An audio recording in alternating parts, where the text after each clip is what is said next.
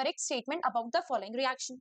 अब इस क्वेश्चन को सॉल्व करने से पहले आपको पता होना चाहिए what is the meaning of oxidising agent and reducing agent. तो यहाँ मैं पहले से ही लिख के लाई हूँ, ऑक्सीडाइजिंग एजेंट मीन्स दूसरों को ऑक्सीडाइज करना, खुद रिड्यूस होना।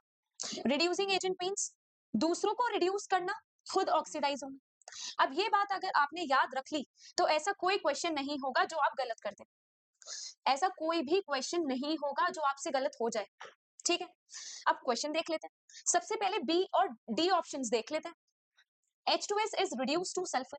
अब H2S कन्वर्ट हो रही है सल्फर में, तो अगर लॉस हो रहा है हाइड्रोजन का, और हाइड्रोजन का लॉस होना मतलब क्या होना, ऑक्सीडेशन होना, तो H2S is oxidized to sulfur, तो ये तो गलत हो गया।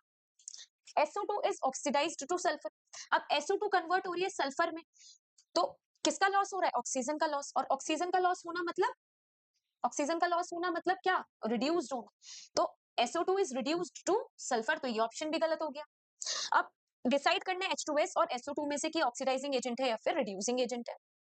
अब H2S कन्वर्ट हो रहा है किसमें, सल्फर में, वो खुद क्या हो रहा है, खुद ऑक्सीडाइज हो रहा है, और खुद ऑक्सीडाइज होना मतलब H2S इज अ, खुद ऑक्सीडाइज होना H2S क्या हुआ फिर, रिड्यूसिंग एजेंट, तो H2S is a reducing agent.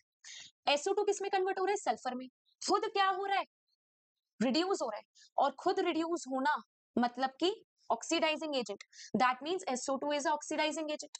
तो बताओ ऑप्शन कौन सा करेक्ट हुआ, C is the correct option.